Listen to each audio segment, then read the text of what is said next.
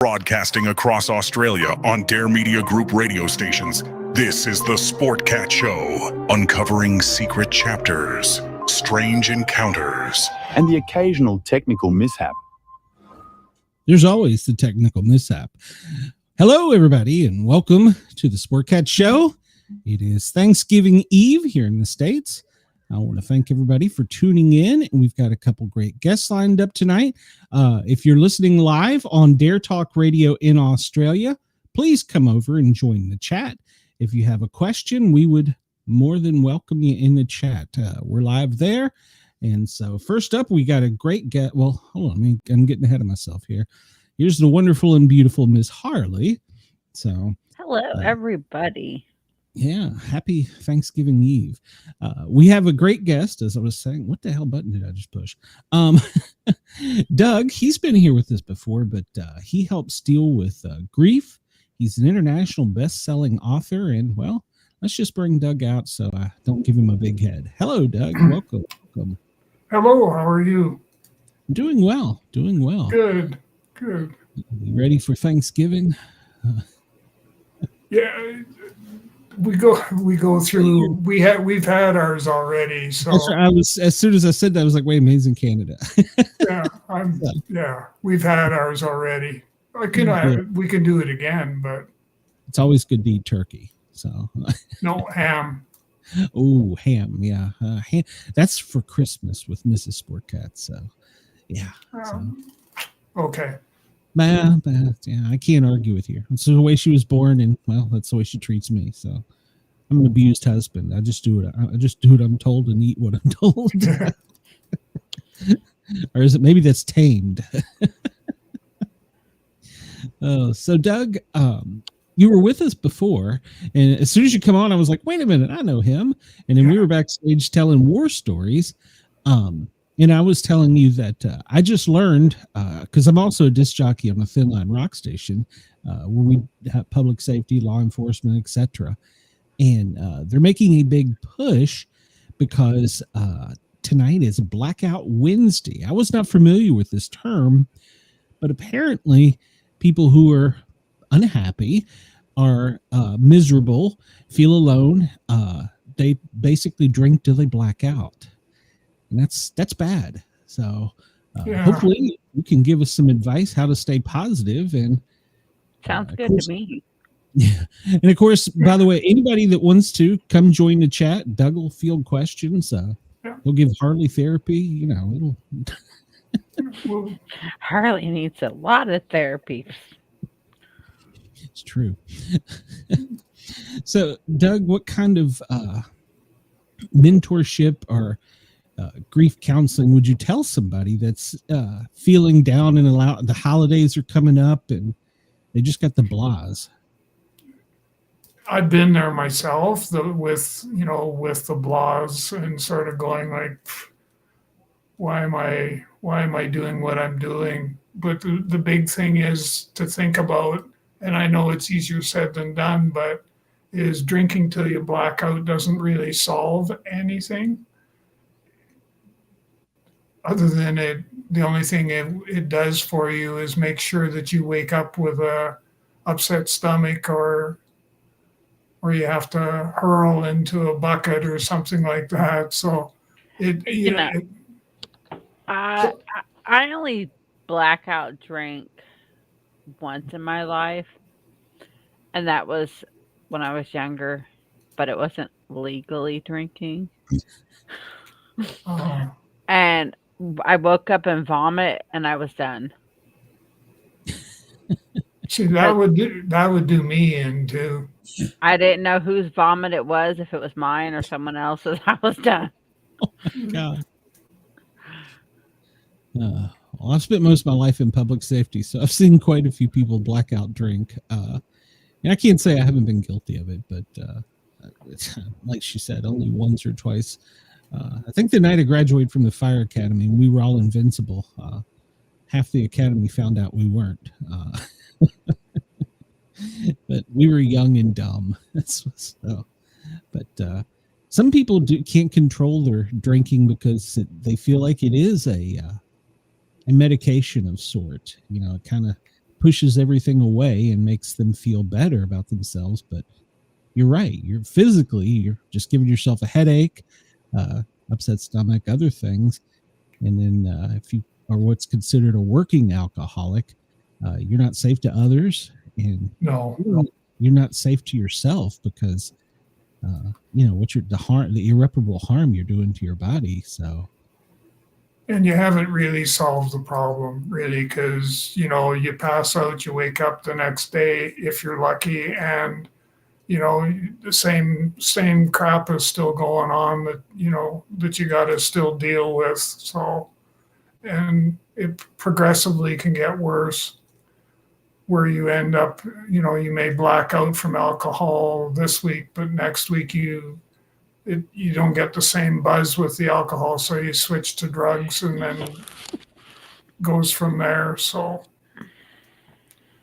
for the listening audience, I always proclaim that there's nothing that can be bad enough that I have to drink that much to make it go away. That we need to just sit down and have a conversation and talk our way through some of the stuff that you're struggling with, you're dealing with, whether it's grief or just what's going on in the world today. But we can work our way through that. Yeah, a lot of people a lot of times this time of year, it's loneliness, because they feel like they are alone. So I can I can relate to that. I actually wrote, this was sort of validation, I guess, if nothing else, but I was going through, not too horribly long ago here, I was going through a bit of a rough road where going through the loneliness thing. And I wrote a couple blog articles and pushed it out on LinkedIn. And the next thing I know is I'm getting messages and phone calls from people wanting to make sure I was okay, that the tone of the messages, the articles I wrote, got people thinking that, gee, I hope he's not going to do some harm to himself. And I got thinking, had I not have written those two pieces, I probably could stay lonely for a long period of time before somebody would actually reach out and sort of do a health check and say, okay, how are you doing, and kind of go that way. So sometimes it's nice to have people do wellness checks on you, just to check and make sure you're okay. Because honestly, Glenn does that to me all the time, especially with the way life's been smacking me in the face. But yeah. She's learning grown-up things. So yeah, and with social media now, it's easier. I mean, it's easier and harder in some ways, because I don't know what they call, there's a name for the connection. You can develop a bond with people online you've never met, just in communication back and forth. So it's easier that way, but then you're just talking to a screen, and so I don't know if social media is good for that or not. It's good to send people messages and reach out, but and on social media, you can mask like how you really feel, and like people don't really know if that's how you are or not, because you could just say, yeah, I'm good, and not really be, and they believe you because they have no other option to but believe you, because you're masking. I mask a lot. I really do. Like, only people who really know me know what I go through. And so I mask a lot. And that has to do with my autism and ADHD. I put on a front because I work with the public all day.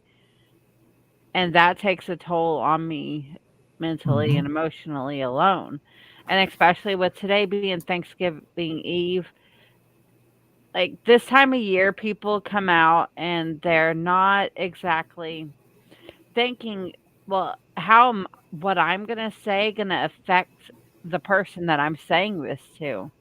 Mm-hmm.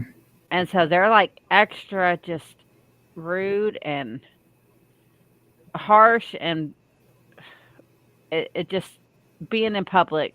That's why I'm glad I have the couple days to decompress from the last couple days that I've had, and it's very stressful. The masking, while it may serve a short-term purpose, it doesn't serve a long time. So, and you said autism or autistic? Yeah, I have autism and ADHD. Okay.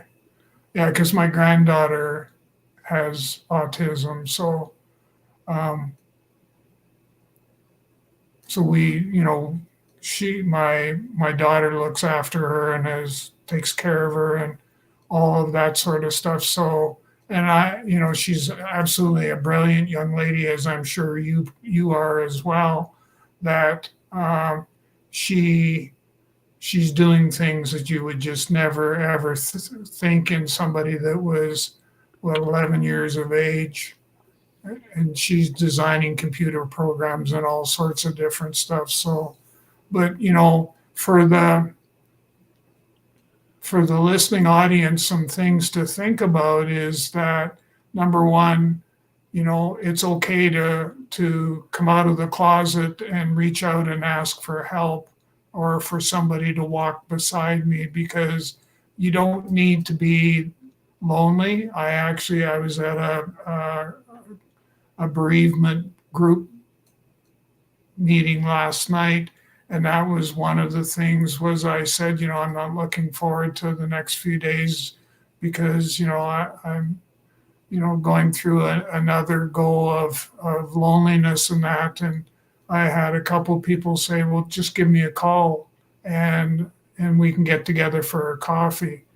And so, there was that little push, that nudge that I needed to come out of the closet and to be able to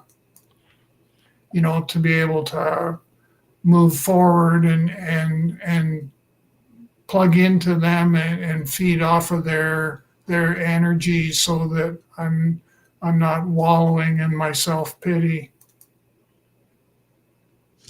And a lot of times bad things can happen, and you'll lose someone around the holidays.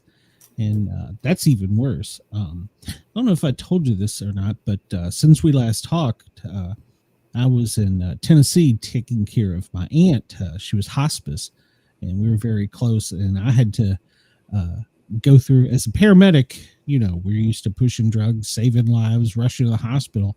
So this was totally the opposite for me. Here I'm giving drugs to make her comfortable and knowing she's going to pass.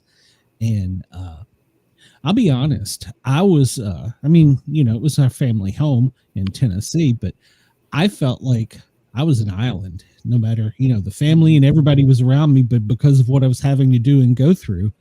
And to this day, and to be honest, I don't know that I've ever, quote, grieved, because, well, for one thing, in the field, they tell you to hold it in, be tough. Yeah, so there is that, I had 30 years of that training. A lot of good that does you. But I learned about that. But I don't know that I ever technically, we went through the whole process with the family coming in and the funeral and all that.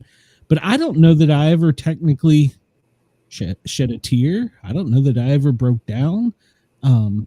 So I don't know if I've come to grips with it yet, I guess is what I'm saying. But as somebody that's been there, I highly recommend that you try to grieve as much as you possibly can, because what will happen is that somebody else will pass, heaven forbid, but someone else will pass, and then all of a sudden you've got all this grief compounded on top of each other, and it's very difficult to sort through that. And the difference because my mom passed in 2007, my wife in 2021. And I found, and of course it's different. I mean, mom versus, your significant other who you're very, very close with. But it was a tough go for me trying to sort through all that sort of stuff, simply because when my mom passed, everything happened so quickly, and you're trying to deal with that, and it's a struggle. And so I always suggest to people that taking the time to properly grieve is a good step. It's a good step for sure. And they say there's 5 steps of grieving. Is that right? No, let's not go there.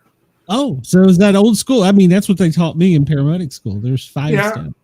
Yeah. It was there was 5. There's 7 steps, and the problem with the step concept is that people think that they have to follow them in order. So I do step 1, and then I can move to step 2, and then what am I going to do if something happens and I kind of fall off the tracks? Can I go back to step 1? And so what I usually tell people is there are phases that you will go through, and it's okay if you jump to the end of the list of phases. That's okay, but don't get caught up in the fact that you have to go from 1 to 2 to 2 to 3 in that. And you're right, that was old school thinking, was having all these different phases that you had to go through in order and stuff. So no, that's in the last, I think it was in the last book that I did, and the research that I did for that was one thing that jumped out, was that's still the old kind of, it's the old way of thinking, but it's still some people are still following that. Yeah, well, because that was part of, in paramedic school, they teach us that. And because a lot of times in rural areas, especially, we would pronounce people, and we would have to switch from being caregiver to one to a different kind of caregiver to a family member, and having to tell a family that is horrible, especially if it's we always had a problem with the elderly, the real elderly that were home being cared for, and the children. Those two were always the toughest, because you grieve for what you had with the elderly, and you grieve for what you would have had with the young. And so that was always tough for us. And I always, as a paramedic, it was my job. I had to tell them. And so, yeah, that was no fun, especially around the holidays. But it does happen. And COVID changed all that, too. A lot of times somebody got really sick. You just left them there. And they had to basically, I hate to say deal with it, but I mean, that was the reality. There was nowhere to go. So that was horrible. Glad that we're past that part of time. Glad I'm out of doing that too, by the way.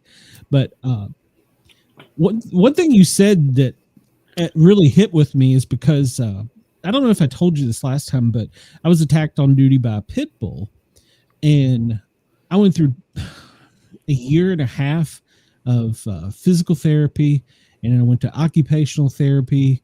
You're climbing ladders, you're pulling things, stuff firefighter would do. And in my head, I was going back on that fire truck. That was all I wanted. I wanted to be back on that fire truck doing my job. And I saw in my left hand, I can't grip. I have no strength in it, and hell, I can't feel it half the time. But up here, I was still fit for duty. Well, hell, I'm 57, and I still feel like I'm fit for duty. But when I went to the final appointment with the orthopedic surgeon, God love him, he was great. He's the orthopedic surgeon for the Braves and the Hawks, and so he's a professional, and he's a special hand surgeon, which I didn't know there was a difference. And he jumped up on the table and is talking to me. He goes, "Look," he goes, "I don't think anybody's really talked to you about this, but we're at the end of the line with workers' comp and where we can get you." He said, "And I'm not going to release you." And I was like, "You're not going to release me for what?" you know? And he's like, "You're not fit for duty." And I don't know if that was the exact way he said it, but he basically told me your career's over. And at that moment, it was like something snapped in me.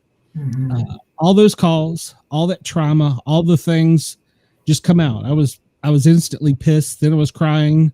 Then I was babbling. And like, I don't know if I told you this, but I'm surprised they didn't put me in an institution that day. But he said, "I'm an orthopedic surgeon, but I can tell you right now, you have PTSD." He goes, "So you get a different kind of therapy now. Bye." Yeah.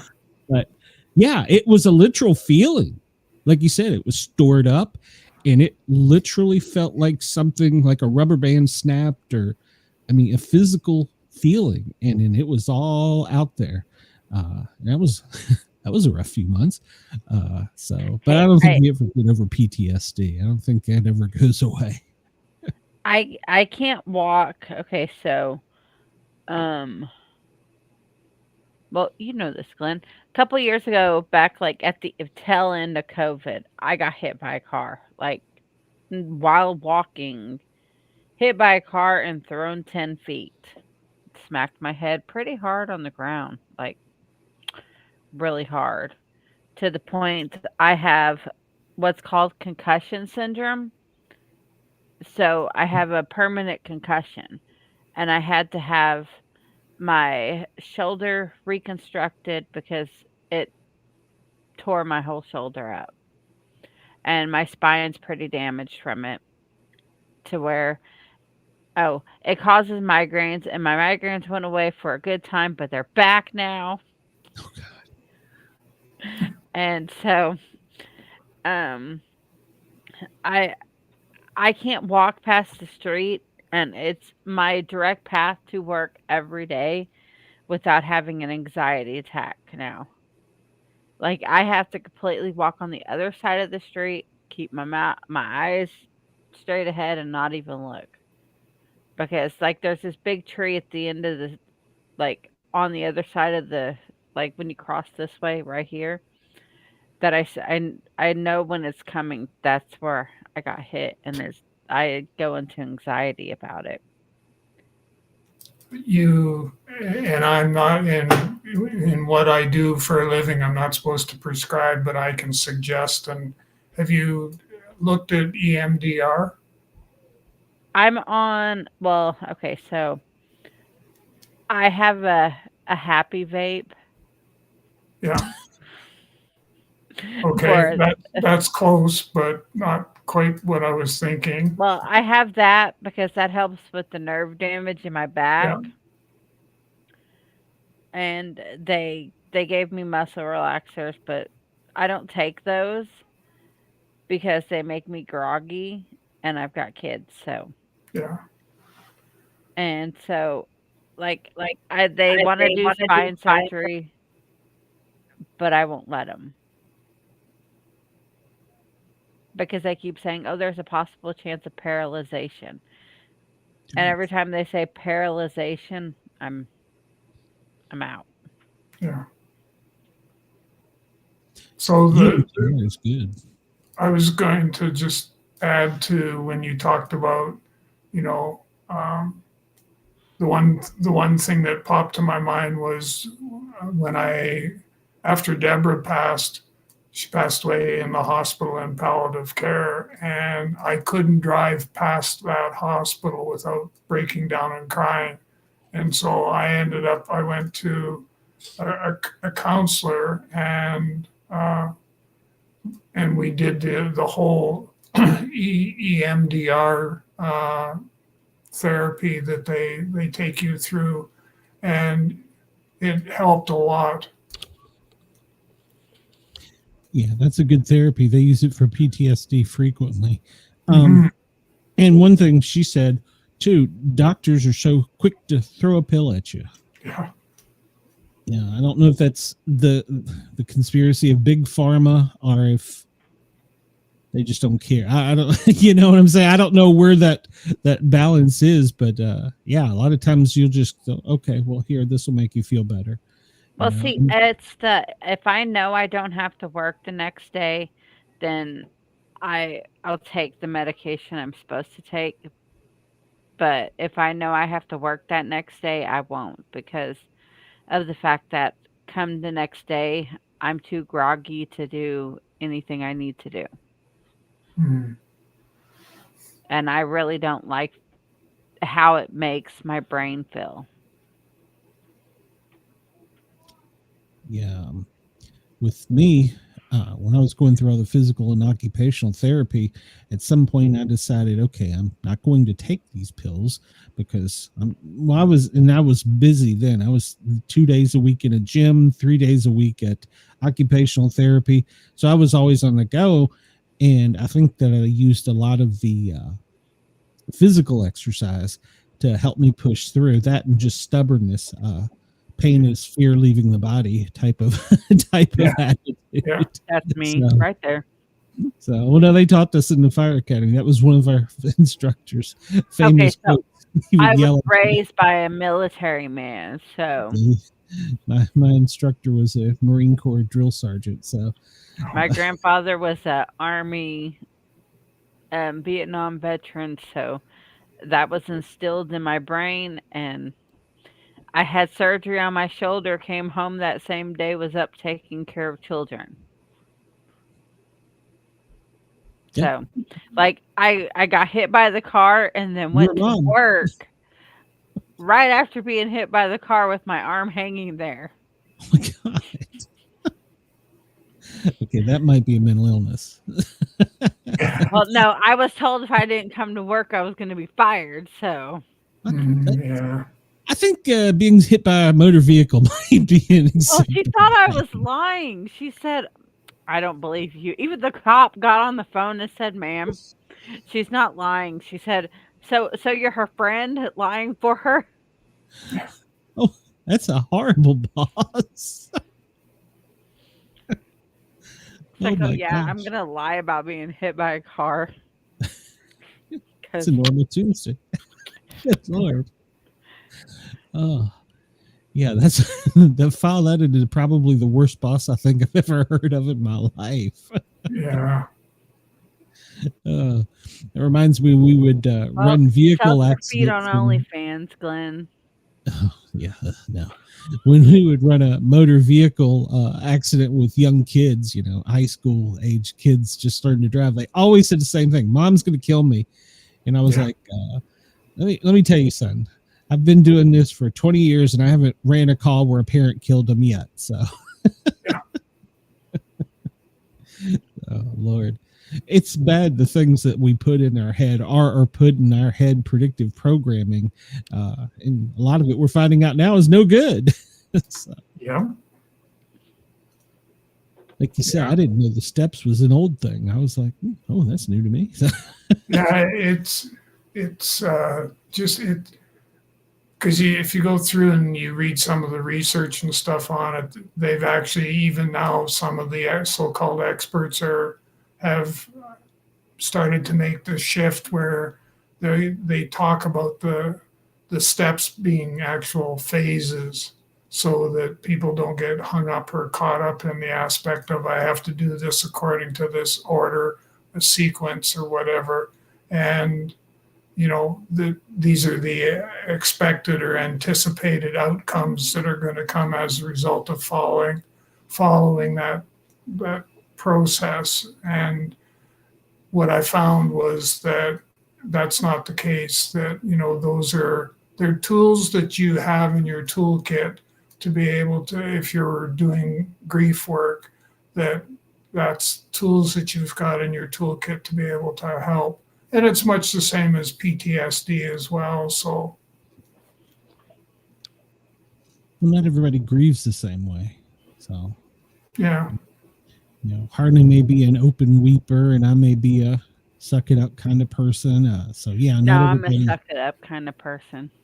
Yeah. So Well, yeah, that's very much old school because I think when I think back to my policing days and being in isolated locations where you were there by yourself, if something happened traumatic and the next, if you were living in, we'll call it civilization, you had somebody that you could go to provide you, the support that you needed. Where I was, that was not available whatsoever. So it was, even I had I had a supervisor or a boss that I worked for, and it was, what do you mean you can't get out there and get working? So just suck it up, buttercup, and get out there. And so you'd load everything in the truck and away you'd go on patrol again. And you hadn't really dealt with, some of that stuff. Like I had one situation where a young lad had taken his own life with a gun, and I ended up having to transport his body out to a place for an autopsy. It was 8 hours, gravel road, 40 below weather. And if, so you're exposed to that sort of thing. And with that came a whole bucket load of post-traumatic stress that I ended up dealing with. And actually that in that particular situation, my wife to be went with me because no one else would. Even my working partner said, well, we got to find someone to go with you. And I said, well, what's wrong with you? Well, no, I should stay and keep the peace here in the community. And I'm thinking, it was okay for me to be by myself, but it's not okay for you. So, yeah. yeah, that's old school. Well, also, I wanted to give you extra time because you said you were excited about it. You wanted to talk about the paranormal.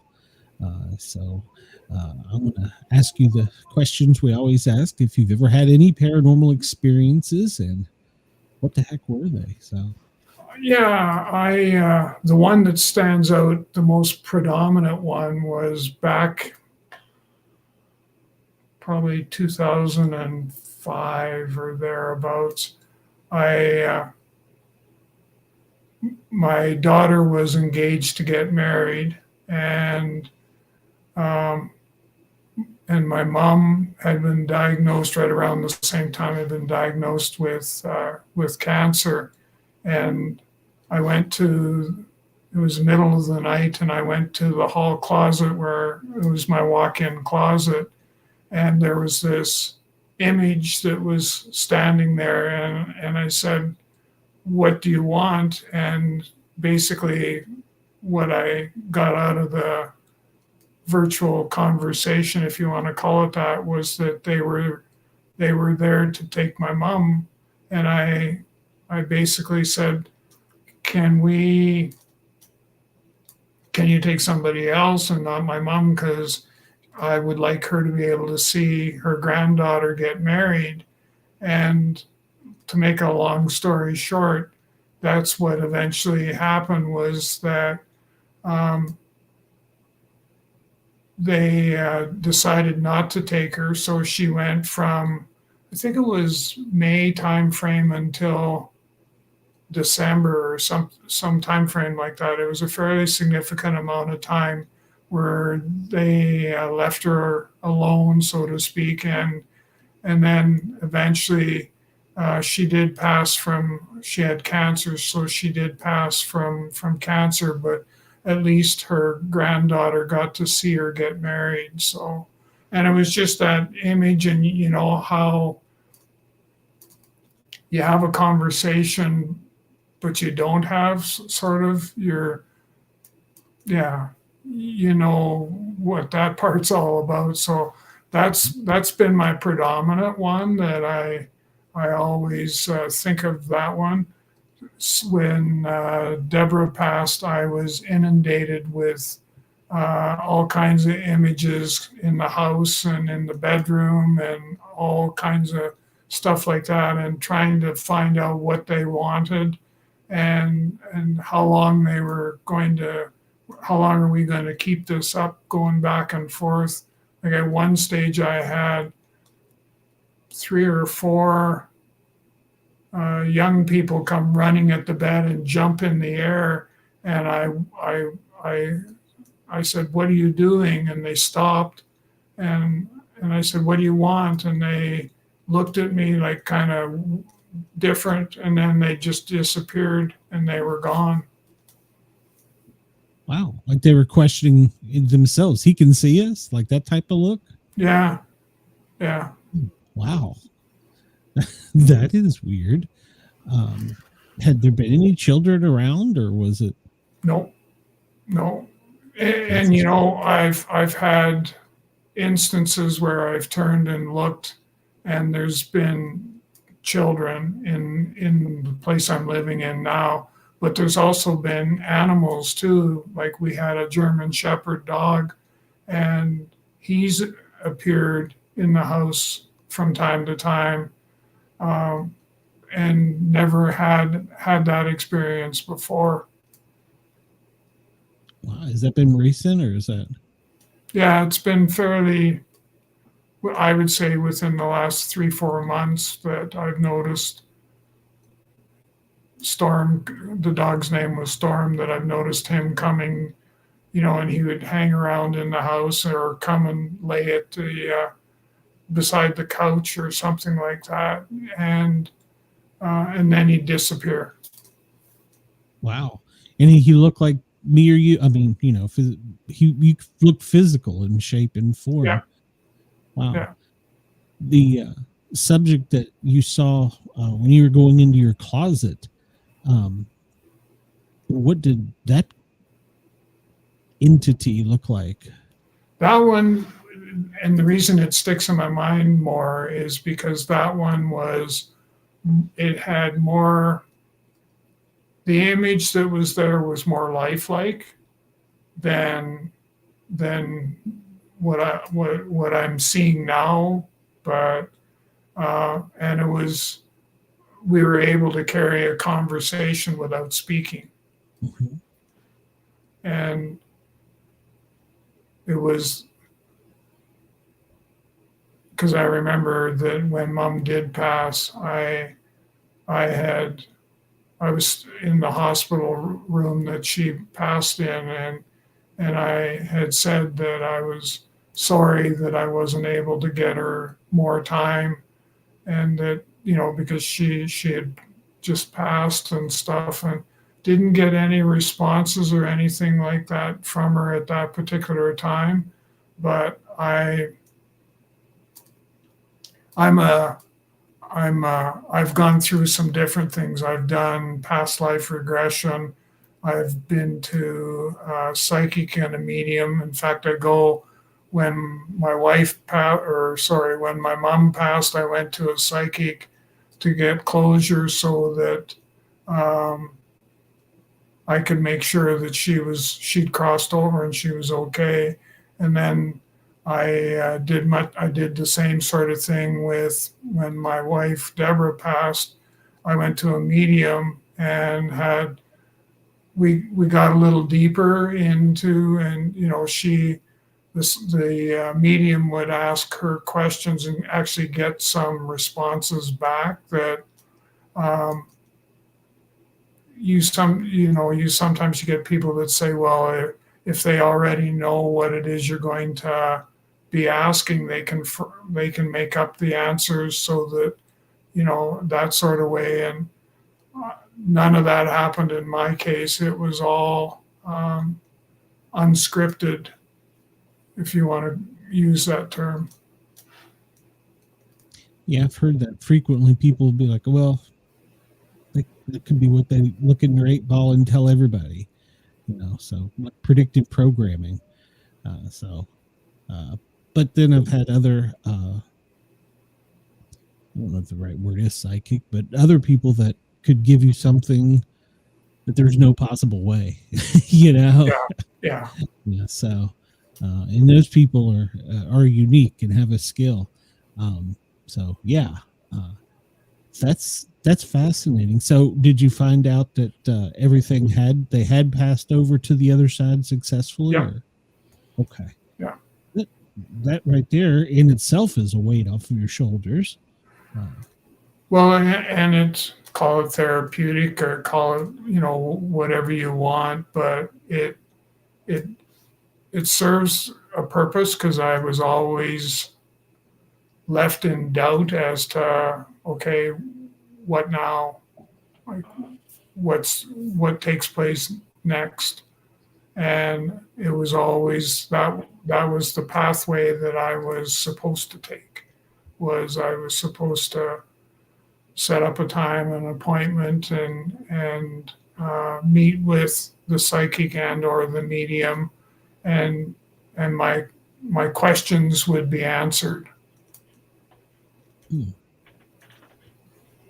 Did it take you a while to find this person, or that can answer these questions, or is No, the medium, the one I went to, she has a year waiting list to get in to see her Wow.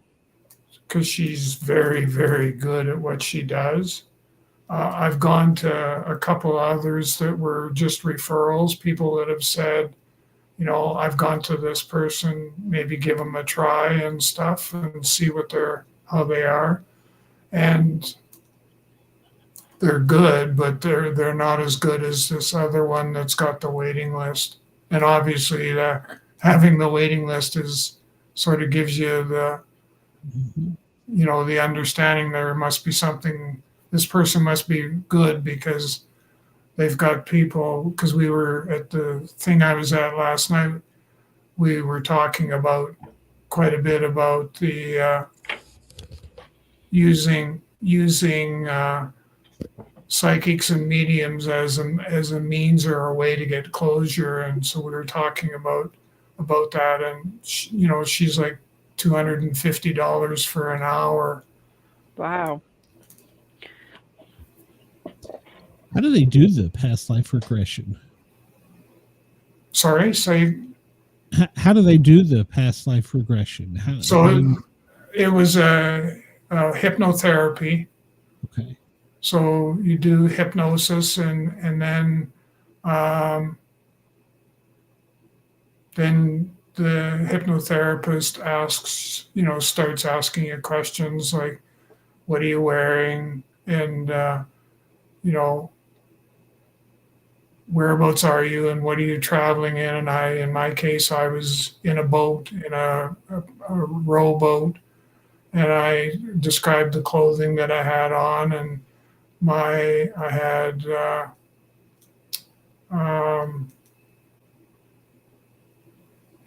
had one of my guardian angels. That's what it was. Guardian angel was in the boat with me, and the boat moved on its own when you didn't have to paddle or do anything like that. And I remember we got the boat docked on the shore, and so the hypnotherapist asked me what I saw, and I said, well, I see a light off in the distance. And she said, do you want to go and see more of that light? And I started to cry and said, no, I don't think that's a good idea. And she said, tell me why. And I said, the last time I was there,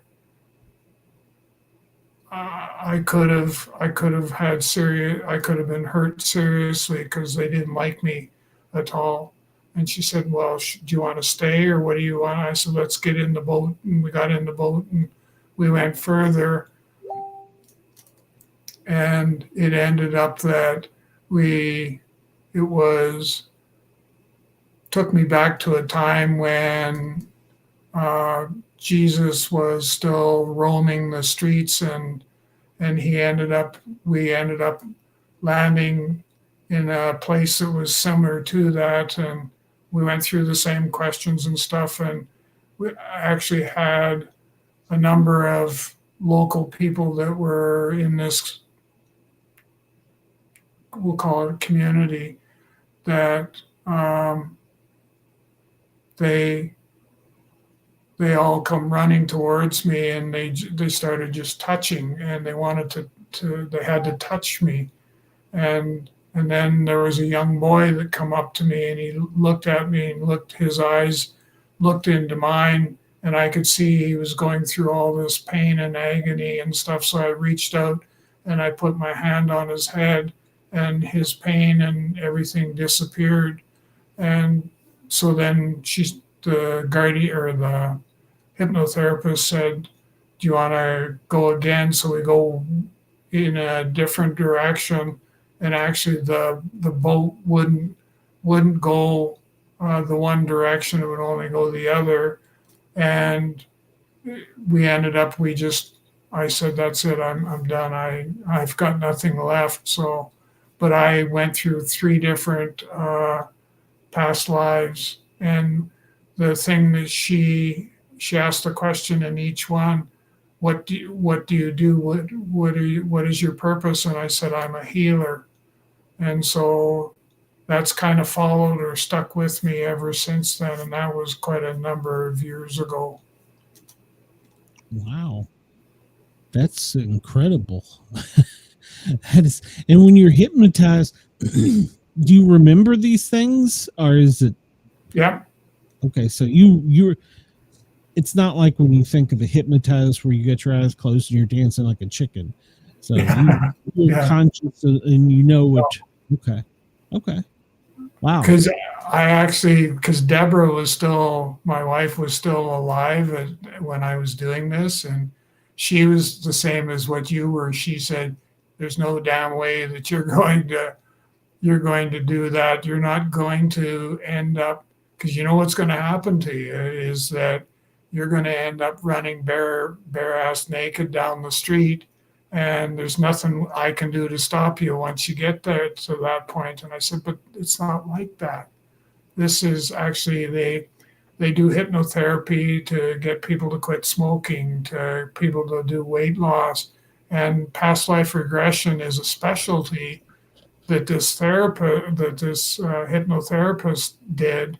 And I said, she wants, because I was mentoring her at the time, and she said, "Why don't you let me hypnotize you in sort of in place of payment for services and stuff?" And she said, "And besides that, it'll help you get a better understanding of what it is that I do."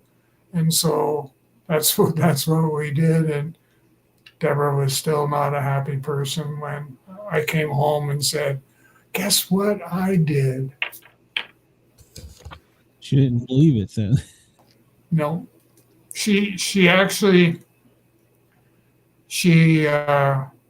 when I told her the sequence and all that sort of stuff, after a while, it took her a little bit of time, but she started to come around, and sort of, she would be kind of a 60% believer. And I'll take 60%. Yeah. Wow. You went back a ways. You went back BC. Yeah. That's crazy.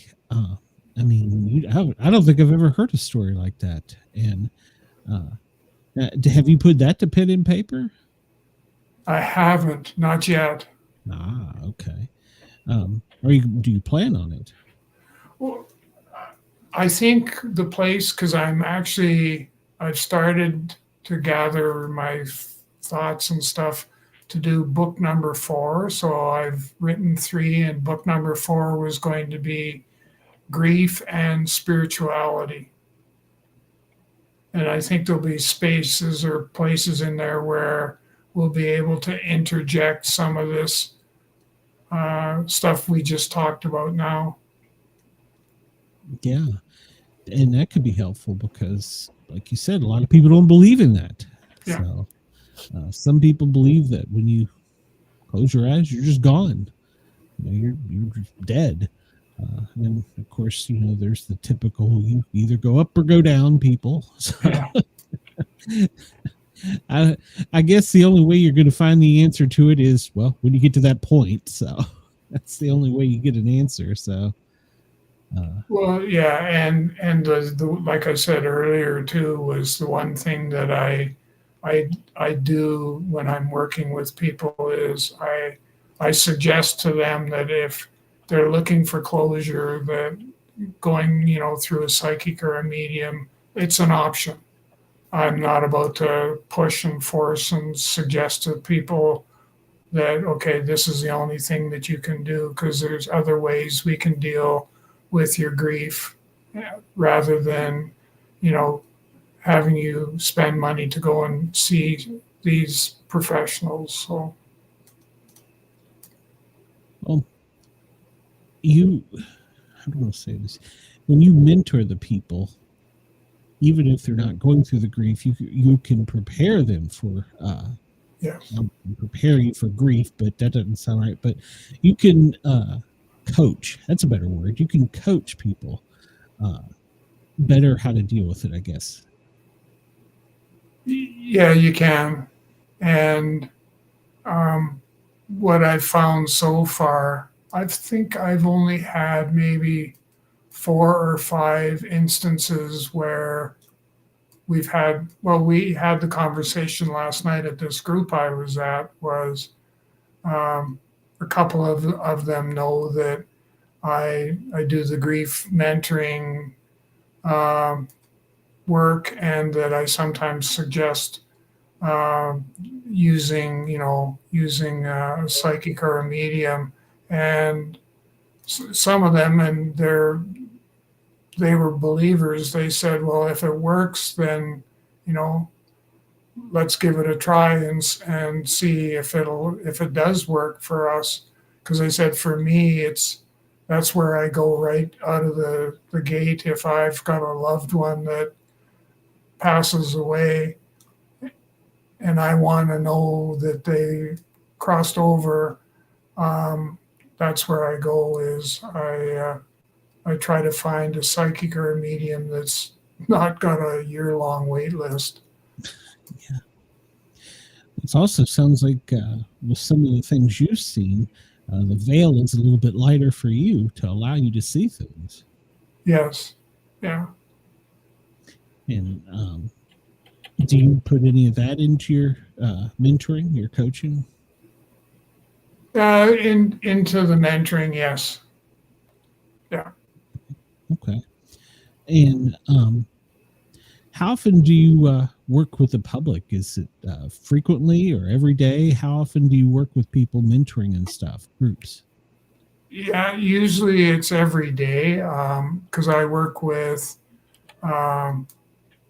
people locally, but I also work with people that I do some stuff with the American corporate partners, so helping U.S. military transition from service to civilian life, and we get more post-traumatic stress than anything else, but we do have that conversation about grief, and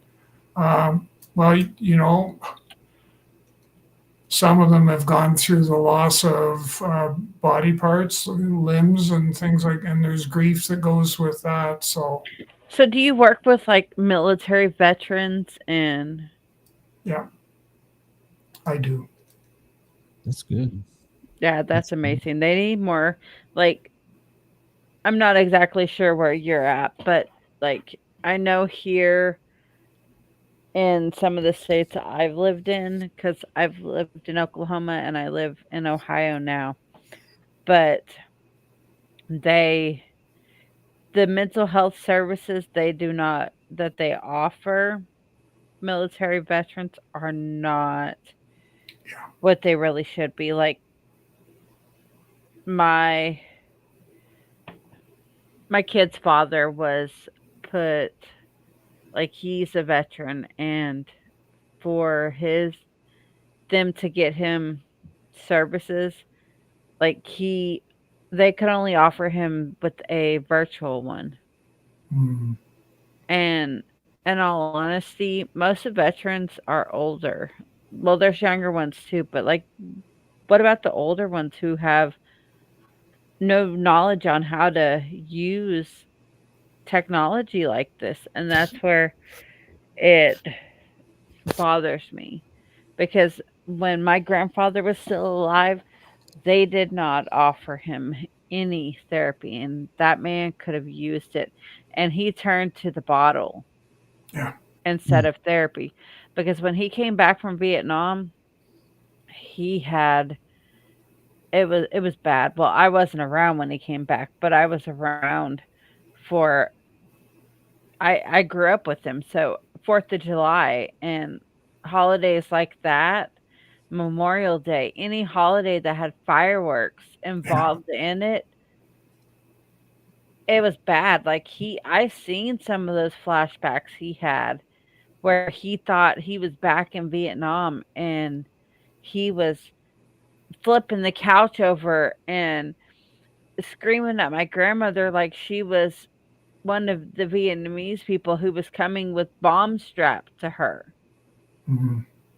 Like, yes, that's what I grew up with. I saw all this and they didn't offer him any therapy and that man could have used it cuz like when he passed, he had a case, not a big case that they had just bought before he had passed full of the big gallon-sized bottles of vodka. Wow. And because he'd go through one of those in 2 days. Well, history shows us that we have not treated our veterans right. I mean, from that era, we definitely failed them. And, Yeah, I know it's much the same in Canada as well. yeah. The vets aren't getting the attention that they should have. Yeah, and, like, the Vietnam veterans came back and they got it bad. Like, And I'm they afraid had that we're about to have history repeat itself with what's going on down in the Gulf of America. So, Yeah. so I'm afraid, but history does repeat itself sometimes. All right, Doug, we are running out of time here. I want you to tell everybody where they can find you, and if they need anything, how they can get in touch with you, because you do have a calm, reassuring voice, and it seems to me that you can take anything pretty much thrown at you. So, Well, thank you for that. And so if people want to get a hold of me, they can go through my website and do the contact button sort of. So the website's www.talentc. So the word talent with the letter C on the end.ca. You can also reach me on LinkedIn. Just do a search, and I'm fairly active on LinkedIn.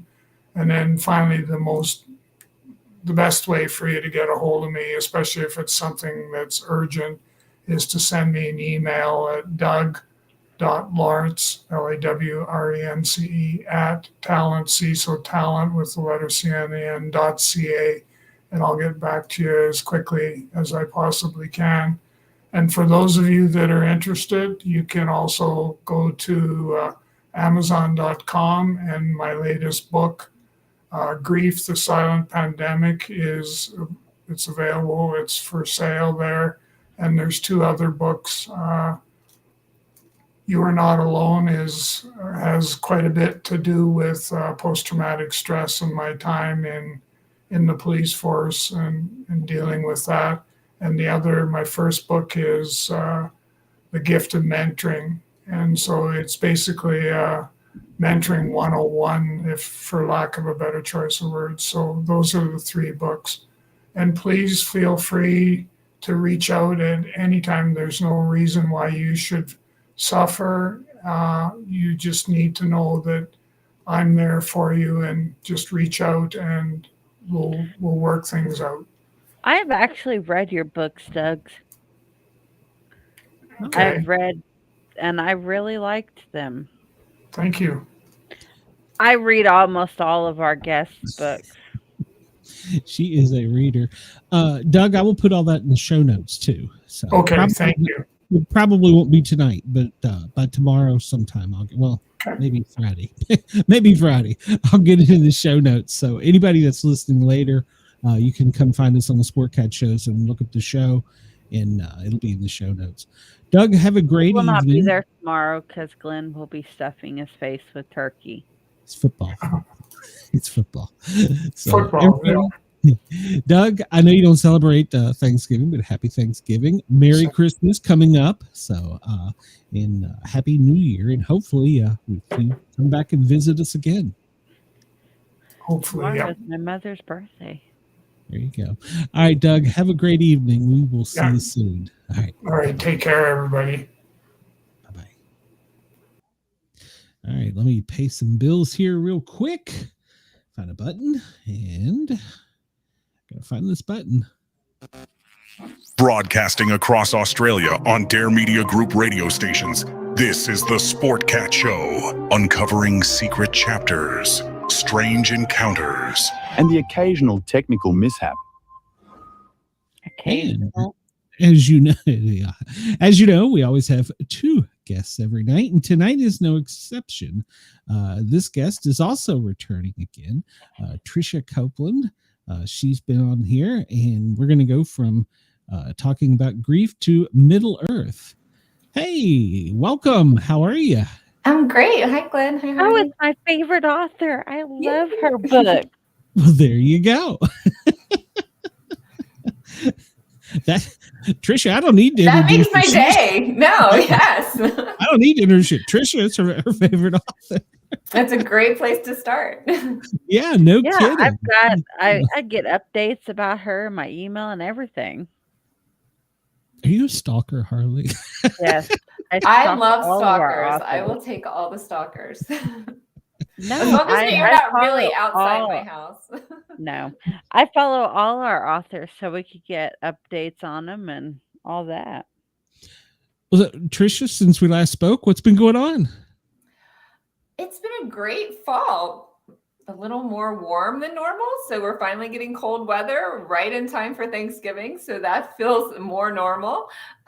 Just enjoying all the emails from my readers that are finally getting around to the finale, to be a fae of my Realm Chronicles series. So that came out in July. So that was super fun. And to have a series finished is, a really big accomplishment. And it's a lot of fun because a lot of people won't read series until they're like completely finished and then they start. So that would be me. Because I'll be afraid I'll forget about it or something. So yeah, that would be me. Right, yeah. I can appreciate that. You're in Colorado, right? I am, yes. That's right. Yeah, you originally. It's Brett coming back to me. You were a Georgian, Atlanta, Yes. I believe, and then. I went to college in Atlanta. I grew up in South Georgia. Yeah, so. Oh, you went to Athens. You were one of those party girls. I got it. No. Yeah, no, not me. Well, now you've got all the snow out there, and you all got a big one coming too, don't you? Next week, or is it this week? Over the weekend, we're supposed to have some snow. Yes, so that'll be the first day of snow, and it's like a record for us in the Denver area of how many days we've gone without snow. It's like 290 something or something Really? like that. Yeah, so Wow. it's very strange. Well, here in Atlanta, if there's one snowflake, it's everything's shut down. So. Well, my family is there, and they said they had flurries like last week, and we've had nothing. So yeah, We did. We have Come out with flurries those. right now, and we had snow last week and the week before here in Ohio. wow, Yeah. yeah. And you're gonna get dumped on too soon. So with the Great Lake effect. So Believe me, we've already got it today, like really bad winds, and it's cold enough for the ice to stick to the ground. So tomorrow's going to be fun. it's the same thing. I've got my flannel on, so yeah. I'm a little more festive. I've got my Hawaiian Thanksgiving shirt on. So how long did it take you start to finish your whole series? The whole series, 2020, I believe. Yeah, 2020, I think I published the first book. And so 5 books, so 1 book a year. Yeah. So it was 5 years to finish the whole series. Wow. And when you started, did you know where the end was? Yes, I knew there's the antagonist needed to be gone in some way. So yeah, I pretty much knew that the antagonist had to be taken care of. She needed to be getting rid of, and that would end the series. Okay. All right. So you had I guess like a blueprint of how to get there, or I didn't know how that was going to happen or how they were going to do that or accomplish that. That kind of came at the end. Writing the last book, I figured that out. So I usually I know the ending. Each book I'm writing, I know the beginning and the ending, and then I make things up as I go along to get there, basically, when I'm writing. So yeah, that makes it fun for me too. If I have a blueprint or an outline of everything that's going to happen in the book, it's just boring for me. I can't write it. It doesn't feel natural. Yeah. Right. I remember last time I pointed out how her fae looks just like her. That's right. Yeah. That's right. You did. Now that I'm remembering it, so I'm gonna have to get some better hair dye here. That's what I'm you doing have the that right color tomorrow. hair. Well, mine's all faded. Don't do a thing. Don't change for anyone. It's overrated. So, if I recall, were you one of the authors that told me that with your characters, you had almost like a relationship where you could talk to them and they could talk to you? And I'm not talking like I don't know, metaphysical, but I'm thinking creative wise, and they would tell you kind of some direction. Right. Yeah. When I'm writing a book, I am, well, if I'm not like actually working, but driving in the car, doing dishes, doing chores, I am constantly thinking about either what I've just written and if that makes sense, and thinking about the character background and their history and where they think they're going and what they would do next. So then I'm thinking, okay, what are they going to do next? How would they respond to this? And a lot of times I'll have written one thing and I'll think about it for a while and go, no, that wasn't exactly right, because they wouldn't do that. So I really have to get in their character heads. Okay. All right. No. And well, you said it was boring if you had a strict script, so to speak. So I guess, what do you call it? Flying by the seat of your pants. And yeah, I fall in love with characters too easily too. Probably I had in a previous series, the Kingdom Journals series, I had a character, and giving a little bit away, but he was supposed to be a bad guy. Like he was supposed to be the person who was trying to trap the good witch into, and he was going to kidnap her. And that was his character. That's how I had envisioned and written him. And he was so good at acting the part of being nice to her that I just kind of fell in love with him. And so I decided that he couldn't really be bad, that she could suspect he was bad, but he wasn't going to end up being bad in the end. And then, yeah, he got his own book and it was a whole spinoff thing. So yeah. That's cool. You didn't kill him off, did you?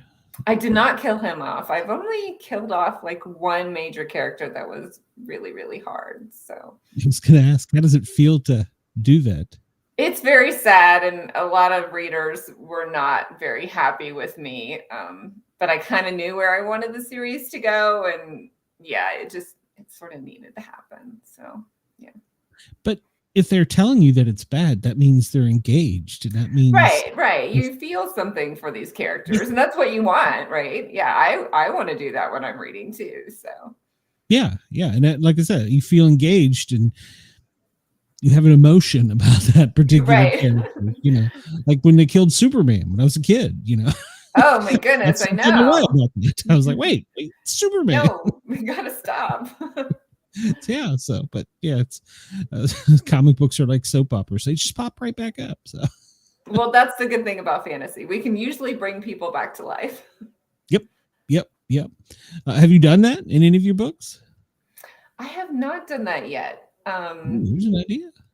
Yeah, it is an idea. I mean, in my books, in this crossover series. The Kingdom Journals and Realm Chronicles is a crossover series. So a lot of the characters continue, the main antagonist continues throughout the series. So, but the souls are eternal. So you can't ever like completely get rid, and souls have power and they can physically interact with our world and the other Fae realms. So you can't ever like completely get rid of someone or a soul. So I guess you could, reincarnate them in a body in some way. And isn't one of your characters also has basically superpowers? That's probably not wording it right on the human side, but then on the other side, I guess I want to say normal. Is that right? So the fairies live in the Fae realm, which is I call Middle Earth, which is under our bedrock. So we live in our normal world. The humans go on as normal, and the Fae have fairy rings that they can go under our bedrock, and that's where they live. That's their realm. It looks much like our realm, except they don't have our modern technology. And in their realm, they have pretty much they're like normal humans as far as strength. But when they enter our human realm, then they have near vampire strength and senses and speed and all of those things. awesome? Right. I like that. And how did you come up with these ideas? Were you influenced by someone, or? I saw a picture of a fairy, and she was hunched in a meadow, and she looked scared or concerned or worried or something. And I'd never written about fairies. I'd written about witches and vampires, never thought about writing about fairies, but I was sitting there bored and I was like, okay, what's the deal with this fairy? Like, what is she scared of? Why is she scared? Like, who is she? What is she going to do about so I just kept asking myself questions about the world she lived in and what she would do if, like, I decided that she was scared there were invaders invading their realm, and who was she? What was she going to do about that? And could she really do something about that? And so, yeah, I created her whole world around that one image of a fairy. Wow, that's cool. So that's incredible character development. Yeah, it's funny because I wrote a short story first, and I thought, well, I submitted it to an anthology, but the anthology didn't go anywhere. It never got produced. But then I had that short story sitting there, and with my Kingdom Journal series and the finale to that series, the witches needed an army to help them fight this evil other witch. And I thought, who was going to help the witches? Who would help the witches? Like, the vampires wouldn't help the witches because they're mortal enemies. So I thought, I could have my fairies help the witches. And then that's how kind of the Fae series, the Realm Chronicles series, jumped off of that. So once she was in their series, then I was able to think about giving her her own series. Awesome. Now, do you do research on this stuff, or? The funny thing is I didn't do any research about the Fae before I wrote Fae, and I kind of wished I had a little bit, but you have to create your own. Even if I'd done research, I probably would have created my own fairy the way I wanted to. I mean, maybe I would have named the characters a little bit differently if I've done more research, but everybody has their own spin on fantasy characters. So I don't think I would have made them any different. Like, a lot of times the popular Fae don't have wings. And they have, a little bit different, like, political structures. It's more about the politics and and I do have some politics in my Fae stories too, but so my Fae are just different than other people's Fae, and that's fine. I think that's what makes fantasy so rich. Everybody has a little bit different take on things. Yeah. As I was doing the series, I brought in a lot more fantasy characters, and I did do research on those because in the last book I needed like 12 different types of fantasy characters, and that took a lot of research to really dig in and find like which characters I was going to incorporate and who they were, and if the fairies could find them. So I did a lot of research for that. Yeah. Okay. Now, this will be probably an odd question to you, but do you believe that there's other worlds? I definitely do. I mean, it's funny because my husband talks about like the multiverses, and there are multiple universes at the same time. And that kind of freaks me out. Like there's another person like me, but a different time shift. I don't really understand that. But if you talk to me about like angels and demons and souls, and I will totally believe that. So real science, not so much, but the spiritual world, definitely. Well, but vampires, do you think they exist? I think they could exist. I think vampire-like creatures or humans could exist, definitely, or have existed at one point, or will exist at one point in the future, because there's a whole like history and future to come. So yeah. If you go down to New Orleans, they are adamant vampires exist. I don't know what about one area is, but well, if you've done research, I don't know if you've done research on this, but there's a whole group of people around the world that get together and drink human blood. So no, yeah, I had not. It's a thing. Yes. It's a thing. Wow. Okay. I'm No, a I had not. No. like vampire fanatic, so yeah, I know all of that creepiness behind it. And like they sleep in the coffins and everything too. They live like they would be a vampire. Wow. Okay. No, you got me on that one. No, if you remember, my thing's Bigfoot. But Right, yeah. not saying I don't believe in other things, but and we've talked to some people from down in that area. And then of course you get into some of the voodoo stuff too, but yeah, they are adamant about it, so I can see it. Yeah, I was in New Orleans for the first time this past spring, and I had so much fun. I love just like walking around, looking at the houses. Can't remember the name of the vampire restaurant there that you drink red sangria out of blood bags, and it's a whole theme. Well, they filmed Vampire Diaries and the originals down in New Orleans. Right. Well, they did more Vampire Diaries in Georgia, I think. Yeah. But the originals was filmed in New Orleans. Yeah. And that's my next vacation I want to go to New Orleans. So Glenn, get ready. You're going to go see New Orleans with me, and we're going to visit I don't want to meet a vampire. No, I'll pass. Eat lots of garlic, right? Yeah. I don't know that I want to be immortal. So I think I would get bored. So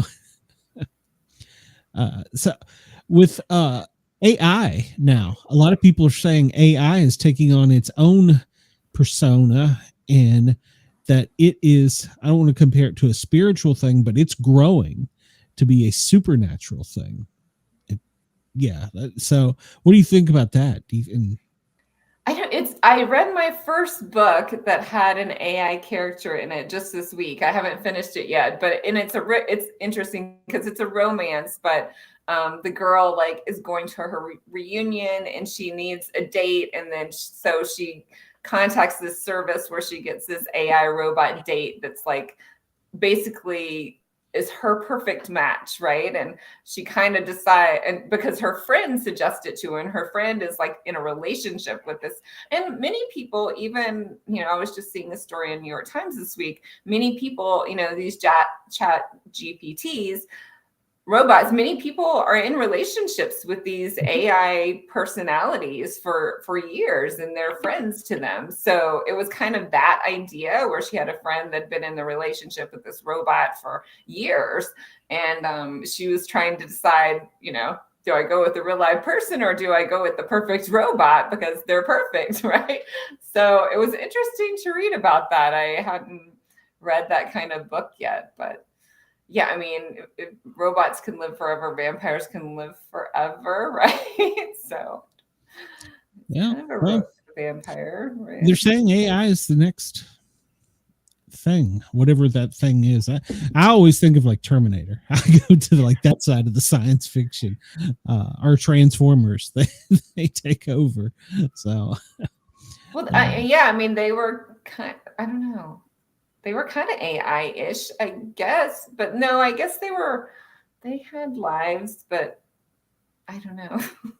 I guess I don't know enough about the Transformers. I shouldn't talk about them because. Well, no, they were kind of like a human in a robot form, and they could be killed, or they what I think they called it. They lost their energon, so they could be killed. Of course, they could be rebuilt. So, but yeah, and that's kind of what I think with AI. It's going to be some big, overpowering thing one day ruling mankind because we're going to be stupid and blow shit up.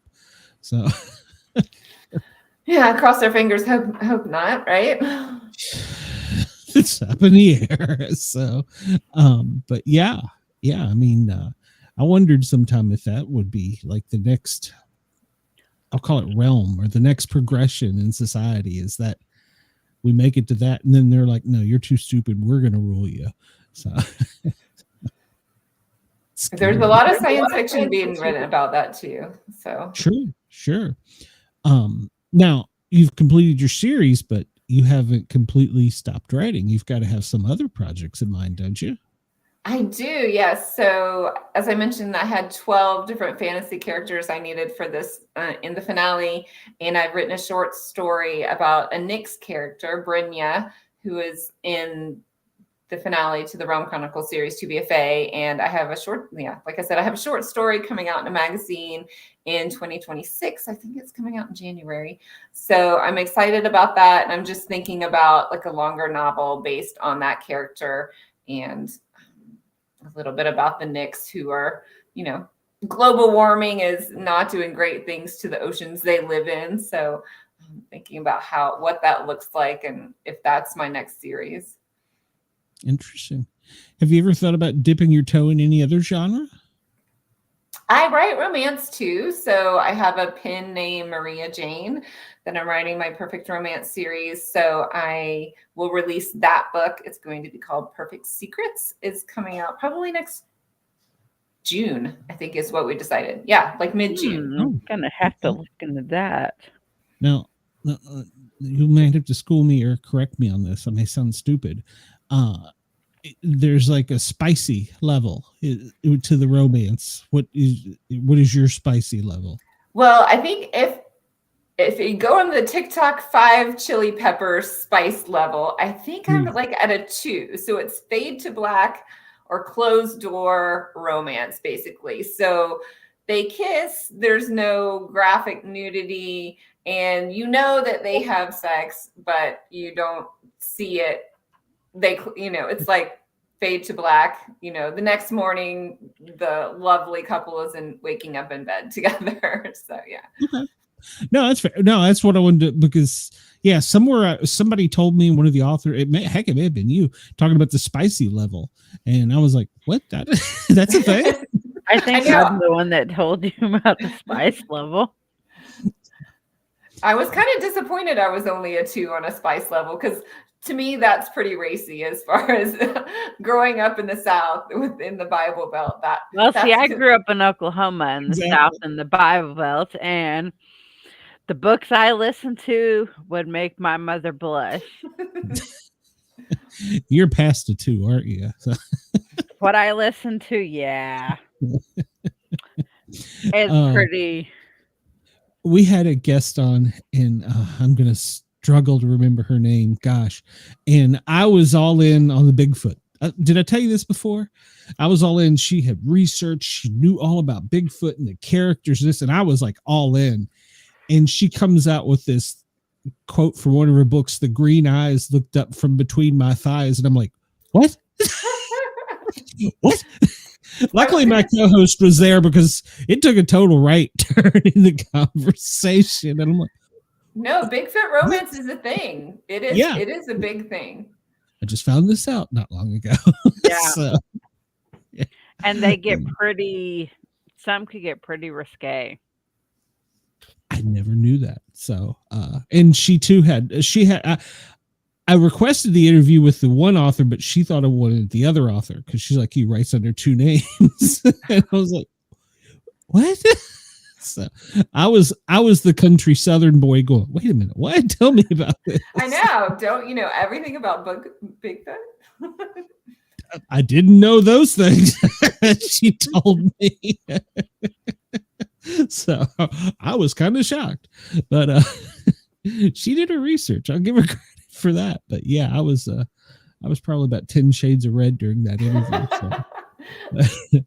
So, she would have probably been about a 6 on the spice level. So. My favorite spicy author, her name is Erica Proudly, but she goes under Sephora Book. She's like top spice right there. Like, I'm boring apparently. I read comic books and crime novels. you know, they make true crime spice too, romance. Well, I'm learning they make all kinds of romance. So. I'm listening to one about dirty bikers, so. What? I'm going to write a book. Biker club. Oh yeah, bikers. That's not even. That's pretty mainstream right there. Well, the concept of what's going on in the book is not mainstream. Well, yeah, no, but still, I mean, biker erotica is, a thing among people that like erotica. Like Glenn, there's mask erotica. Knew. There's so much. I'm apparently Tricia. Apparently, I live a sheltered life, so I never knew these things. That's why I enjoy talking to y'all and learning these things. My mother got me hooked on romance novels, but my romance novels are nothing compared to hers. Mine are worse than hers. Picture, what was the long-haired guy? He was on the cover of all of them. Fabio. Yeah. So. Well, like now, the guys that are on these romance novels give Fabio a run for his money. Okay. Well, yeah, but you wonder how enhanced those are, right? Like, well, there's actually one guy that a lot of the books they put on their cover. A lot of romance writers do, and I follow him on TikTok, and he looks just like the cover. Reminds me of a joke at the fire station. We'll run a call, and it'll be an attractive lady such as yourself, and she'll go, well, where's the hot fireman? And we're like, that's just the people up in the office. That's not really us. The people with the pretty faces don't run into the burning buildings, right? That's like those TikTok videos where they show the firefighters walking out with the hose, and then it says, do not set your house on fire. These are actors. Yeah. So, and then I learned there apparently is, I guess, firefighter erotica and police erotica. I was like, I've lived a sheltered life. So nowadays they can write anything into erotica. Yeah, and that's the perk. One of the perks of Amazon. You can buy them, not go to a store, and everything's 24/7 at your fingertips. So that makes it even more convenient. In discreet packaging. Right, you don't have to have a paperback out on the train. You can listen to or scroll your phone to read whatever you want, and nobody will know. So. I listen to my books while I do my work. I couldn't concentrate. She's listening to her book right now. No, I'm not. I'm kidding. Well, Harley, you've read her books. Give her an honest review. Just tell her what you think. I absolutely love it. I haven't started the new one yet because, well, I haven't. I work a lot, so I do more Audible here lately. So I'm off work tomorrow, and I'll probably have it finished tomorrow. Yeah, I don't take long to read books. Fun. Yeah, I am working on the audiobooks. So the audiobooks are available for the first 3 books in the series, To Be a Fae Queen, To Be a Fae Guardian, and To Be a Fae Legend.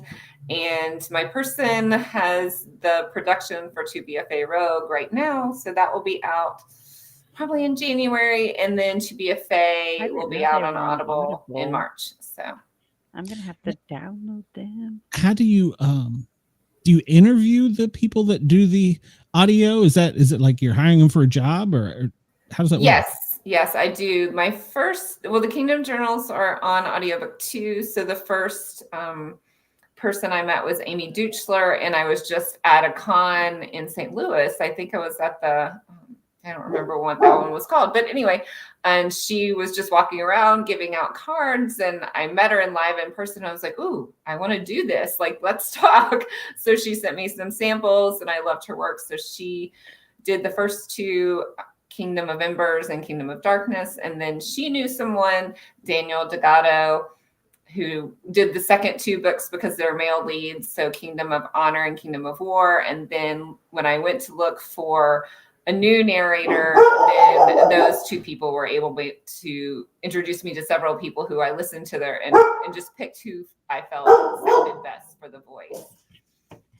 Would you ever okay, so some of the books that I've listened to here lately, they've been doing, and I love her as an author, and it's funny because I only know her name because it's not my screen on here, like my podcast persona. It's my actual name. But she did AI generated reading, and like I love her books, but I do not like the AI generated reading because it sounds weird when the AI is reading it, because they don't have that emphasis on certain like emotions that when someone else is reading it has. Right. Yeah. Through the Kindle and Amazon system, I'm sure there are other systems to do this too, but they offer, like, I could produce my ebook, use AI through their system, and you get to you get to pick what kind of voice you want, and how you want it to sound. I think they give you I haven't actually tried it. I've just heard from people this is how it works. Like, you get to pick which voice you want, and then AI will read the whole book. I haven't done it yet because people have told me just that it doesn't sound human or natural. You don't get the same emotion that you get, and I love listening to my books. It's just like, it makes me so happy because I feel like I'm right there. Like, when it has the AI generated, it makes it hard for me to want to keep listening to the book, because words that need the emphasis on it, they don't know how to say it right, and AI doesn't pronounce it right, and they don't have the emotion that's needed for certain scenes in books. Like when the character gets upset and they need to emphasize that the character's upset, AI doesn't have that. Okay. Yeah. I haven't listened to an AI generated book yet. Audible's AI generated is horrible. Interesting. Yeah, I guess it's just kind of flat. It's monotone, so to speak. Well, not even that. Like, words that they pronounce words wrong. Right. I mean, definitely when I start on a new book, I will give, my narrator the new book, and they'll come back to me with like an Excel file of like, here's these words. This is how I think you pronounce it. Is this the way you want it pronounced? And so there's always that back and the forth in the beginning. So, there's a lot of work that these narrators do. So, and I love my narrators. They're amazing. So the first person who was Titania, I'm going to blank on her name. Wow. Oh, Jillian Yetter. So we won an award for To Be a Fae Guardian, which is the second audiobook in the series. And that was just so exciting to be able to go to the award ceremony with her. And she was a high school teacher. She taught English at a high school, and the narrating was her second career. And she even had pink hair. She had pink hair, just like my fairy on my cover did. So that, I felt like that was like a match made in heaven to have her be able to narrate that. Yeah. Brings your character to life. I know, it really does.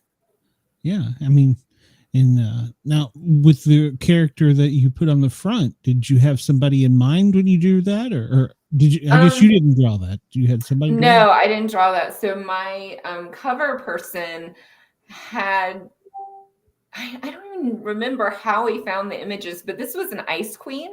She had white hair. She didn't have any wings. But we just found a lot of images of this same ice queen. So you'll see on the back, that's like a different pose, sort of. But so then she reddened her hair and she gave her wings. So it just kind of transformed that character into a character that looked more like my fairy that I described. Yeah. I guess you kind of described it to her to draw, and then like with your voice author, you went back and forth, or actor, you went back and forth. Right. Yeah. Did I use the right word? Actor, actress? Yeah, they're actors. Yeah. Yeah. Voice actor. That's right. Yeah.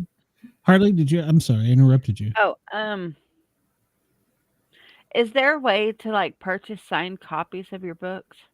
There are. So you can go to my website or you can just email me. But if you go to my website, I think you have to go to About Me and scroll down. There's a link to buy signed copies. I should make it easier, probably. I need to put the link on the first email page. me her email so I can get some signed copies. Okay. Yeah, it's Tricia at TriciaCopeland.com. If you email me, that's usually the easiest way. Yeah. Oh, I put it all in the show notes, but probably won't be tomorrow. It'll probably be Friday. But yeah, I have Christmas bundles right now, Christmas gift bundles. So that's a lot of fun. Cool. And I don't know if the last time you were here, we're now on Dare Talk Radio in Australia. So we're live in Australia right now. So your voice is going around the world. Can customers there, I guess, through Amazon get your stuff? Or definitely through Amazon, right? It's on Kindle Unlimited, obviously Audible for the audiobooks, and they'll be excited to know that where Titania lives, my main character, is below so if you look on here, so her kingdom is right, Auburn, which is on the the eastern side of Australia. Like I said, their realm mirrors our bedrock realm and our continents. So yeah, I have a lot of the Australian foliage and animals kind of woven into their lives there. Cool. Have you ever been to Australia? I haven't. I've looked at so many pictures of Australia just to like imagine it and picture it in my head so I can know where my fairy is. But it's beautiful, but everything wants to kill you, apparently. So yeah, that was how it seemed from Crocodile Dundee, right? Exactly. So somebody sent me a video, and it's a kangaroo at the back door of a person's house, and it's a white kangaroo. I'm pretty sure it's AI, but that is the most terrifying thing to me. If that came to, it's got like human hands. It's like, it's almost like it's looking with eyes of a human, and I'm like, no. Well, I'm not sure it's that much different from growing up in South Georgia, though. I mean, I had alligators down at the end of my street. You have like 5 different types of poisonous snakes. You have huge spiders. You have huge cockroaches that fly. I mean, yeah. Every part of the world has something, but yeah. Hey, in Ohio, we have deer that walk up to our doors. I could handle that, but this thing's 6 foot, looks like hands of a human. If that thing could open the door, it would have been in the door. Yeah. Exactly. Yeah, I'm like, nope. Me and you cannot exist in the same world. I've heard they're very strong too. So yeah. Well, and then the fact that the moms carry the baby in the pouch. And I've seen them just climb out and just climb back in, and it's like watching the life cycle of the little kangaroo from when it's all the way to big. It's amazing. Yeah. The Joey's, is that right? Yeah. Okay. Yeah. Somebody will email me if I said it wrong. So. Well, so that's interesting that you put it down there in that part of the world, and you researched learning about that area. That's cool. Right. So in the Kingdom Journals and Kingdom of War, they were searching for the fairies because they wanted the fairies to join their army to fight this evil witch. and they were going to like the oldest forest in the world, and because they were told that they could find these fairy rings in the oldest forest, around the oldest trees. So one of the places is the Daintree forest that the witches went to try to find Titania, or try to find a fairy, and who they found was Titania. So cool. Okay, somebody in the chat got me. Goes, that's right. Kangaroo babies are Joey's. So, all right, I didn't screw that up. So they won't drop me on the radio network now. Well, that is cool. Now, they like listening to us, Glenn. They do, and I haven't figured out why. I just totally lost my train of thought. Have you ever had any experiences where you've seen a fairy? I haven't seen a fairy yet. No, I'm still waiting and watching. I have an obsession with mushrooms, and so every time I go hiking or go anywhere, I'm always like inspecting the mushrooms and trying to find the fairy rings. So I'll find it someday. You think they exist? Well, just like vampires. I mean, who's to say they're there but haven't shown themselves yet? Is there a difference between and I hope I don't offend you with this, fairies and little people?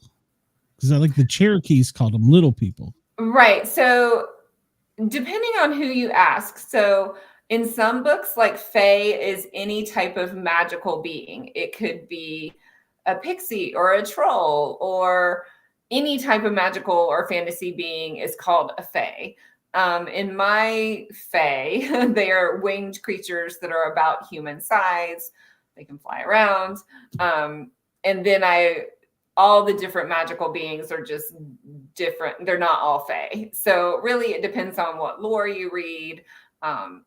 People have done so many different things with fairies and fae. So it just depends. Yeah. But I kind of asked because on a piece of property that's in the family, my cousin lives on it actually. He swears that there's the ring, I guess, and he has actually seen. He called them little people going in and out. It's near a creek and it's in the mountains of East Tennessee, and he swears. And of course, he's like, "We always believe in Bigfoot. Why can't you believe in this?" I'm like, "No, I didn't say that." But yeah, so he believes, but I think he thinks they're more like the Cherokee lore. So, but until you meet one, you're really not going to know. It's like Bigfoot, you know? So, right. And almost every different people around the world have some, version of a fairy or a fae, whether it's the Irish or the Celtic or the Germans or the French, or, almost all of the people around the world do. So, yeah. Now, have you ever had any experience with the paranormal?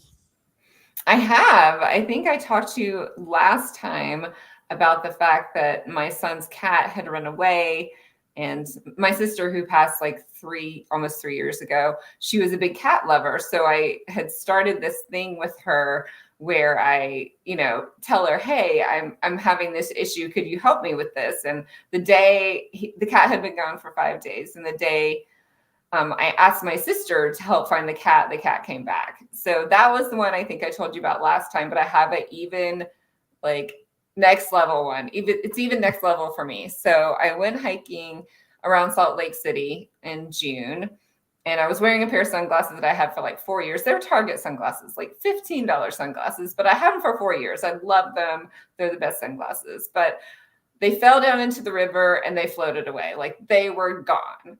And my best friend was there. She was with me, and she saw them go into the river, gone. I even bought a new pair, So 4 months later, September, I take the same jacket that I had in Salt Lake City out of my closet. I put my hand in the pocket, and the sunglasses are there. Wow. So I have no explanation for that same pair of sunglasses being in that jacket that I took to Salt Lake City. And I even called my friend as soon as I found the sunglasses, and I said, "You remember my sunglasses going into the river, right?" She was like, "Yes, you were devastated by your sunglasses going to the river." I'm like, "My sunglasses are in my pocket." So that's my newest paranormal story, and I'm convinced that my sister brought them back. So That's cool. That's cool. Well, our manifestation, if there are fairies, maybe they, they've taken a liking to you. Maybe so. Yes. My sister I is believe- directing the fairies. I believe there's things out there that we can't see. And unless we open our third eye, we won't ever experience it. I'm definitely on a gratitude and manifesting journey right now. So I am, Manifesting is a real thing. So much so the federal government has put billions of dollars into it. So it's a real thing. I don't know what they're trying to manifest. Let's hope we don't find out. But and I've had experiences, that's pretty cool where something physically come back. I've had friends tell me, that they've lost their keys because they normally they're on the desk. They're gone. I can't find them. And then come back hours later and they're on the desk. So tricksters, whatever it is. So, and like you were talking about, if we could shift between dimensions, that's even weirder, but, well, my husband laughs at me because he's like, no, that's science. And I'm like, okay, my brain can't comprehend that, but it can comprehend fairies, angels, demons, all those types of things. So, yeah. Well, yeah, I don't know. There's two comets hurtling towards Earth right now. How do we know they're not aliens? You believe in that, by the way? Oh, definitely. Yes. I mean, there's so many galaxies and star systems and solar systems. I mean, they've already identified lots of planets that are could be similar to our ecosystems and temperatures and climates. And I mean, they found proof of life on Mars, from generations ago, like billions of years ago, probably. But, so there has to be some other life form out there. I think with this latest comet, the scientists that, know it all, I'm using air quotes there, I think they've been kind of taken back to how little we know because this comet acted so different. But it didn't act like the pre-programming way we've been trained that it's supposed to act. It's doing something different. And I think that's really made scientists question a lot of things. Right, because comets usually just go on one orbit, right? And just repeat the same orbit. So I haven't read up on the newest comet, but it's basically it's on the same level as our planets going through, and apparently because science, the gravity, the whatever, they normally don't do that. They go kind of opposite or to the side. Okay. But this one's coming in, and the way it's coming in, both of them now, that the second one that just actually appeared, how the hell does that happen, is flat, and it's going on a pattern that comes close to so many planets in our system, but doesn't interfere with them. Well, if it is, I have a whole thing about that. I watched this other one is coming in from the other side. And I'll sidetrack for a second. The military theories, they're both coming in flat and they're both coming at the same time.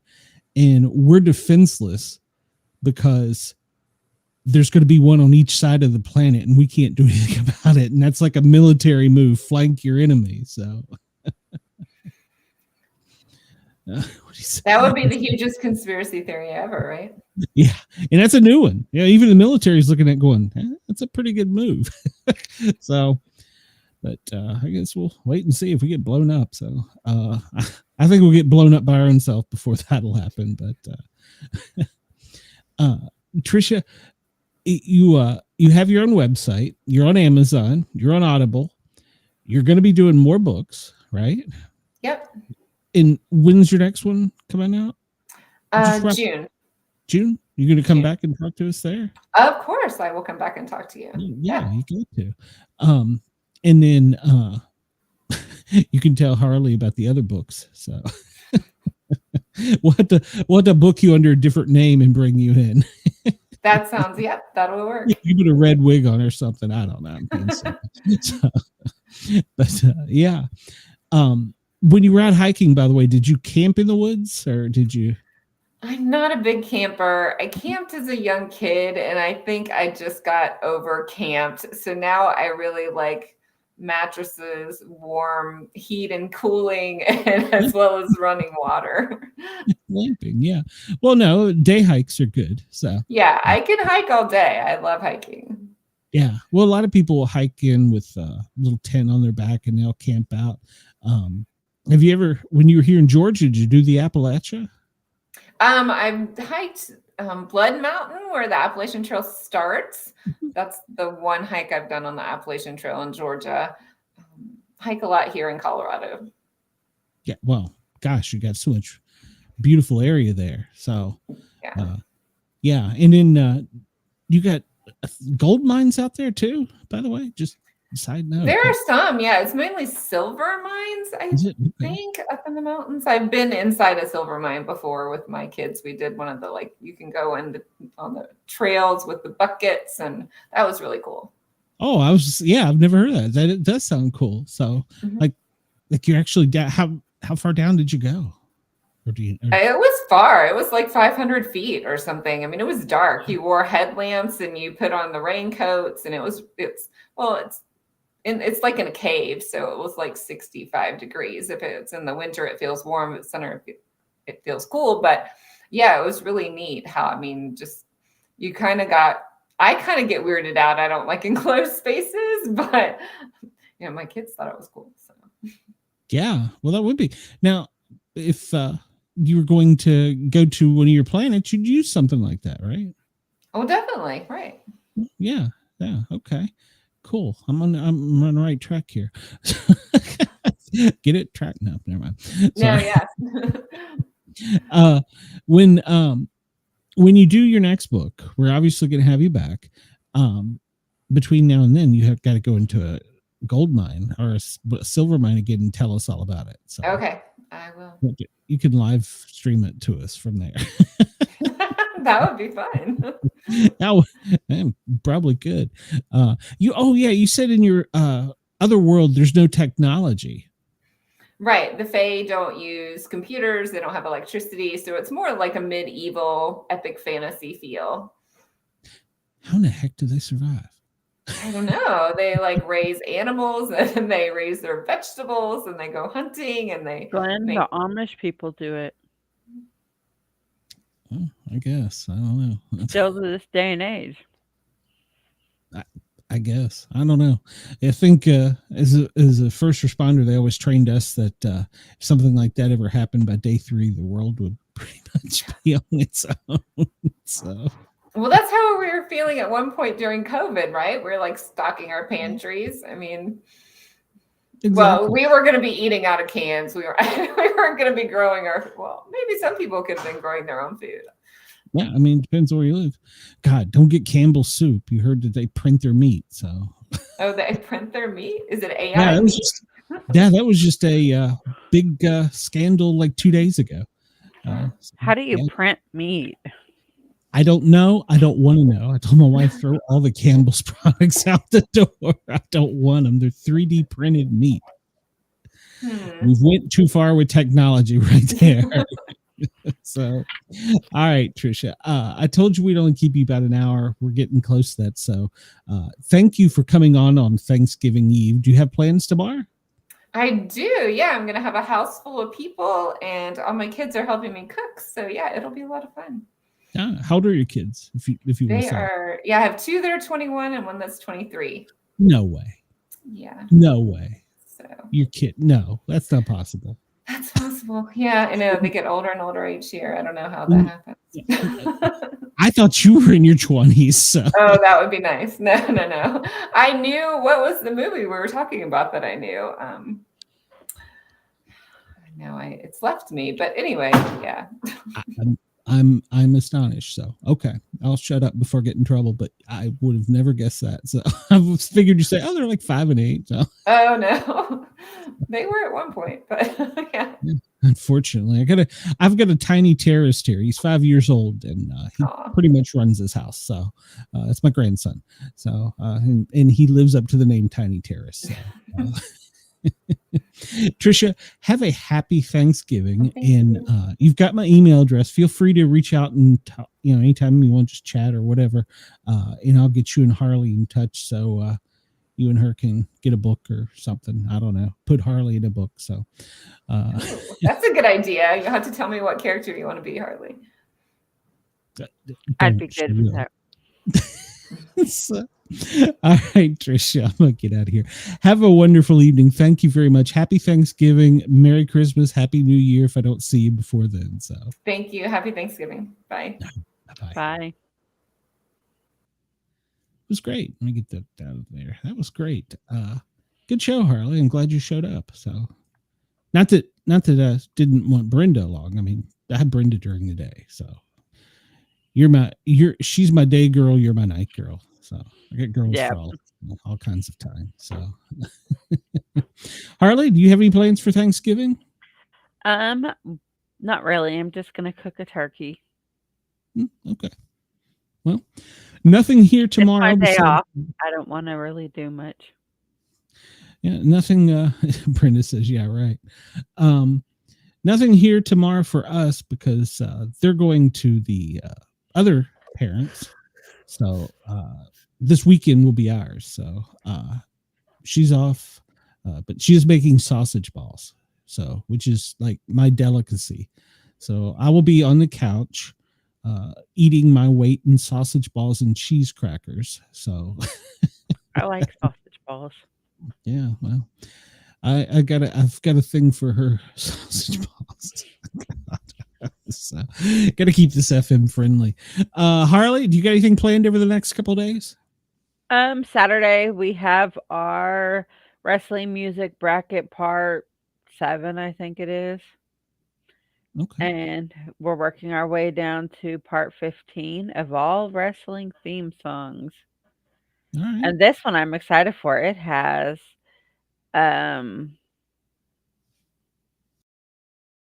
what is his name? You're so excited. You forgot. No, yeah, my brain's not working.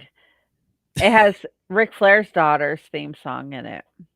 Oh, yeah, I can see her face. I can't remember her name, but yeah, I can see her face. Okay. Charlotte Flair. Charlotte. There you go. As soon as you said And it. so she's become quite popular here lately, and I love her theme song because it says "Bow down to the Queen." There you go. Well, I want to thank everybody at WZQR for allowing us to tickle your ears, and WRFN in Nashville, Tennessee. Thank you. Anytime you want to come over to the Sportcat shows, come on over and find us on YouTube. Please give us a subscribe. And as always, we love you in Australia. Thank you for allowing us to come into your ears. And I hope all of you all have a safe and happy holiday. Or if you don't have a holiday where you are, I hope you have a safe and happy day. Brenda and I will be back Monday for our normal shenanigans. So we will see you then. Until then, everybody have a great day, night, whatever it is in your part of the world. Bye. Bye.